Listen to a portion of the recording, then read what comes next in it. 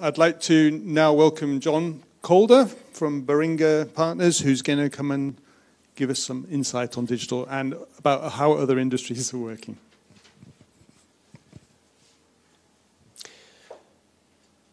Thanks, Stephen. Morning, everybody. I'm going to go with the screen touch as opposed to the clicker. Didn't work so well yesterday, so hopefully round two works a bit better. Just a quick intro from my side of things. I am one of the supply chain professionals in the room. Doesn't sound like there's too many of us, but nice to share the floor with you all. 17 years working in cross-industry supply chain. Half of that has been in upstream oil and gas. I've had the pleasure of working right the way across the upstream value chain from a supply chain point of view, starting with capital project supply chain, through wells supply chain, production supply chain, and also into decommissioning as well. For me, supply chain and procurement, my experience straddles the CP, contracting and procurement end of things, through the materials management operation and into the downstream area of logistics, and I'll talk about all three areas in terms of covering today. And work with both the larger operators, the likes of Shell and BP, and Petronas, and some of the smaller operators as well, so the Tullows and Enquist, etc. of this world. Moved over to Baringa a couple of years ago. Our origins and backgrounds are in the midstream and trading space. I'll talk a little bit about some of the relevance of that, particularly in one of the technology areas over the course of today. And we've been focusing on upstream oil and gas as Baringa very actively for the last couple of years and working with the OGTC in preparation for these last 2 days of events. Why is supply chain and procurement increasingly important to upstream oil and gas? We've talked a little bit about this in some of the presentations so far this morning. And Stephen's drawn some parallels to some of the conversation yesterday. Just perhaps to take this a little bit of a lower level, we see supply chain for oil and gas as being two distinct but overlapping supply chains. That of the material movements going to the oil and gas operations, and that of the people movement. So material movements of parts, equipment, etc., and people going on and offshore in terms of the Aberdeen context to largely provide services, whether that's third-party contractors or whether that's operator staff themselves. Regardless of either of those two supply chains, all of these aspects still apply. And it's fair to say over the last 10 years or so, supply chain and procurement has become an increasing area of focus because of the reasons sort of outlined on this slide. So firstly, and most importantly, safety. Supply chain and procurement are a gatekeeper for safety, whether that is permit to work and POB management that's controlled through that people supply chain as people board the helicopters to go offshore, or whether it's the materials movements through the quaysides onto the vessels, the lifts that are done offshore. There is a health and safety exposure that becomes very acute when we get down to the supply chain and procurement area, and one of the key areas why we're seeing that as an increasing area of focus. Visibility. We've talked a couple of times already this morning about track and trace, knowing what's happening, what's moving through the supply chain, whether that's material or whether it's people. The offshore engineers interact with Amazon on a daily basis. They have information at their fingertips through their mobile devices at home.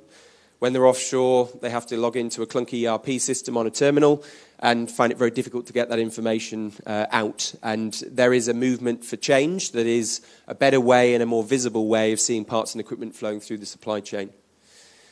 Risk and compliance. Procurement in particular for a long time has been a gatekeeper for ABC compliance and does that very well. Not just about anti-bribery and corruption risks, areas such as supply continuity. You'll have all seen in the news about the Carillion collapse recently. The digital revolution that's going on is disrupting all areas, all aspects of supply. More and more suppliers will go bust as the ones that fail to adapt to the new norm, if you like. And managing that risk in terms of supply continuity, again, falls into largely the responsibility of the supply chain and procurement function. Efficiency, and just joining the dots back to Paul's diagram in terms of knowing how this has an impact on the bottom line. And this was a hot topic of conversation yesterday, which isn't just let's fix the supply chain for the sake of fixing supply chain, but how do we make a material difference to the operations? And that is, from a supply chain point of view, having an impact in terms of asset uptime, getting the parts and equipment there to maintain the asset and keep it live and running. It is around time on tools of the field engineers, the cost of inefficiency in that space is oftentimes greater or equal to the cost of running the supply chain. And obviously, you saw the spend numbers that Paul flashed up earlier on. Supply chain is a controller of a large volume of the spend that the operators are spending. So efficiency, but not just in supply chain efficiency, but knowing how supply chain can affect the overall operations efficiency. Obviously, that's very closely linked to cost. We heard about letters in the post to suppliers. I'm sure you've all experienced that over the tough last couple of years. But moving to that Industry 4.0, how do we get more sustainable cost takeout that isn't short-term squeezing of every last ounce of opportunity from a cost point of view? How do we collaborate better? What can the operators tell the Tier 1s, the Tier 2 suppliers? What information can we share to help everybody take cost out of the end-to-end supply chain? And lastly, flexibility. Planning the supply chain for 10 years, yes. Nobody knows what the supply chain is going to look like in 10 years. That became clear in the conversations and the breakouts that we had yesterday. It will be heavily disrupted. So how do we set up a supply chain that is flexible and agile to allow us to change and adapt as the supply chain changes and then as the operations change in the years ahead? So those are the major underpinning drivers that we see that are causing a heavy focus on supply chain and procurement from an upstream oil and gas point of view. What is that supply chain? Again, just to drop it a level of detail lower.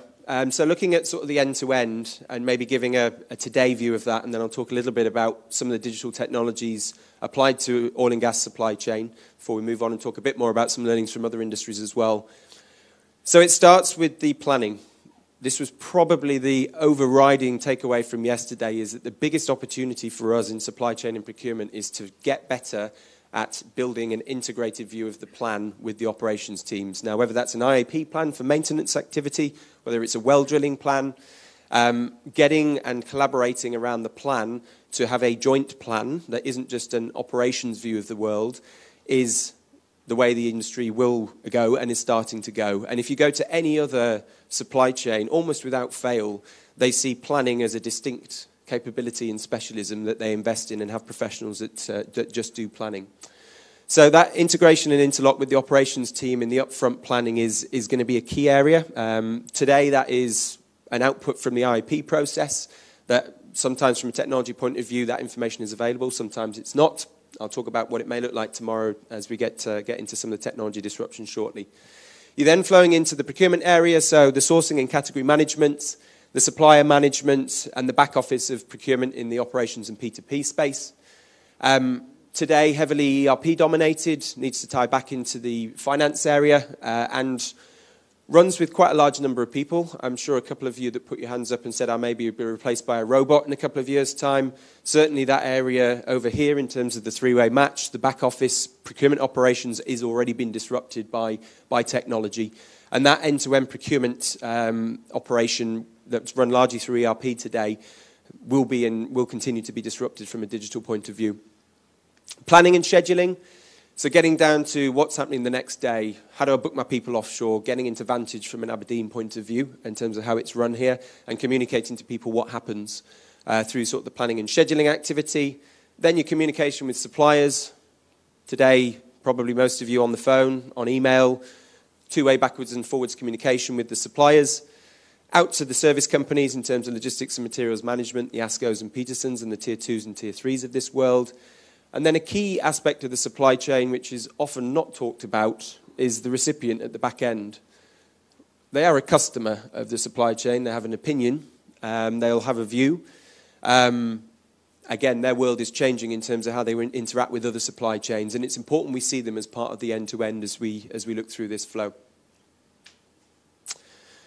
Oops. So a couple of the digital technologies and disruptions coming in, and I'll bring some oil and gas examples. I've worked in a number of basins outside of Aberdeen, and I'll bring a couple of examples in, and we'll talk after this a little bit more about where some of the other industries are going, some of the more leading edge aspects. Machine learning and AI. Probably a number of you already started to make improvements in things like data search. That auto code, auto lookup functionality when you're looking for a part or equipment so you don't have to trawl through the full lengths of a catalogue. That's a baby step forward that's already here, already happening. Simulation, I think a couple of the exhibitors over there talking about vessel simulation. How do we optimize and improve using historic data to run through algorithms and say, is there a smarter way of running our vessels? Is there a smarter way of running our helicopters? And taking that one step further forwards beyond that, the demand sensing. How do we look and see what the behaviors are of a field engineer? What are they doing? What are they ordering? What's their patterns? Are they a late orderer? Do they typically over-order? Are they a rush orderer? And can we forecast and predict ahead of time the patterns of what is needed from a demand point of view? And that is already happening in other industries. That is how Amazon run the back office of their supply chain in terms of that predictive AI, if you like, and bringing that to demand forecasting. RPA I've just touched on, in particular, already starting to disrupt the procurement and back office space. Cloud technology, one of the other exhibitors over there, been working with Shell in one of the other basins around a supplier management platform and an end-to-end visibility platform that brings view from suppliers of what has left the supplier site, what is moving through the supply chain already, and allowing those offshore engineers through the cloud technology and out to some of the service companies a one-time visibility tool that provides a view of what is moving through the supply chain and where is it, enabled by the cloud. Augmented reality and wearables. Marathon Oil already in the US, from a health and safety point of view, have been putting devices onto some of the plant maintenance engineers in the refinery over there to allow health and safety monitoring of activity, poisonous gas exposure. Taking that one step further, what they've done is joined up the movement and the paths of those people moving around the refinery site to understand which high-value tools have been booked out to that engineer, so they know intimately where a high-value tool is on the site and they can go and get it back if it isn't returned at the end of the day. I've heard that story a number of times as being a pain for the offshore operations across the industry. Is I know the tools are out there, how do we get them back? We're paying a large amount of cost per day. Already being done from that Marathon Oil example in terms of how they've joined up that dot. IoT, Internet of Things. Paul talked about devices talking backwards and forwards. The augmented reality being one example of that. Petrobras down in Brazil, another example. They've been attaching RFID tags to casing and tubulars to understand what heat and pressure exposure they've had as they've moved through the supply chain to know if there is a corruption risk. That is a fantastic visibility opportunity from a supply chain point of view to use that RFID tag as an alert to say where is that as it moves through the supply chain, as well as the asset integrity aspects of that. Another example already out there from an oil and gas point of view. Some of the further forward-thinking stuff, I'll talk a bit more about blockchain and 3D printing as we look at some of the other industry examples. Advanced robotics, I'd like to bring in a drone example here that was discussed here yesterday. So BT service a number of field engineers, I think 27,000 in terms of parts and equipment supply across the UK. The managing director of their supply chain organisation was here yesterday, and they've adopted a number of new technologies, including drones, to supply parts and equipment that is under 2 kilograms and needs to get to the Highlands and Islands in an emergency order. So if it's bad weather, if the ferries aren't running, they will send a drone across to the Highlands and Islands with a sub 2 kilogram part. If it goes down in the sea, they lose 300 quid, which is the price of the drone. And that is far cheaper than chartering a helicopter to get something there. Now, clearly, that technology would need a little bit of adoption. I know drones are already used for some of the asset inspection activities offshore here. Is there something we can do from a supply chain point of view? Mobile internet, Halliburton in the US, some of their onshore operations, large number of contractors, not ERP trained, not close to a terminal to book in stock at some of the onshore gas drilling sites in the US. Mobile phone on a tough pad, downloaded app, able to scan and receipt goods at the well sites through a mobile device. Point solutions right the way across, another of the exhibitors over in the corner that I'm sure you'll see in the breakout with some other great examples of mobile use of mobiles. And then lastly, collaborative and social tech. And I'd like to bring back around an Aberdeen example here, which didn't quite get going, which was the concept of eBay type availability for spare parts and equipment for urgent maintenance spares, which has been championed by Oil and Gas UK over the last year or two. Sadly, I think hasn't quite taken off. Part standardization and common language has been one of the barriers to that, and I think there's another of the exhibitors over there. We'll talk a little bit about that if you have a conversation with them during the breakout. But There are opportunities to collaborate. Hasn't quite got going in some examples yet. I'll talk about some more from other industries in a second as well. So hopefully some real and practical examples from some other basins around how digital is starting to come into this end-to-end oil and gas supply chain. Just to take that one step further, start to think about some practical examples from the art of the possible from some relevant sectors: telco, aerospace, automotive, and utilities all move large numbers of parts and equipment through their supply chain. Retail a bit different, but wanted to bring in a collaboration story and case study from that space as well. So I'll move through these relatively quickly and just give you a bit of a flavour of so what from an oil and gas point of view. The first one from the automotive sector, so Michelin, tyre manufacturer. They have worked with the OEMs, the car manufacturers, to say, can we put telematics devices onto some of your vehicles to understand your braking behaviours of the vehicle, the engine control behaviours of the vehicle. That information flows back into Michelin. They're then using AI to say, predictively, do we know when somebody is going to go in for a change of tyres? And starting to run that analysis, then say what tyres, where and when across the dealer networks to get minimised inventory, maximum availability of tyres, and keep the cars on the road. So combining that alert devices in terms of the IoT availability with some analytics to give you that view back into and improve the supply chain. Predictive analytics already going on for some of the maintenance activities in oil and gas. Can we share more with the suppliers? Can that be useful information that suppliers can use to maximise uptime and minimise inventory through the oil and gas supply chain?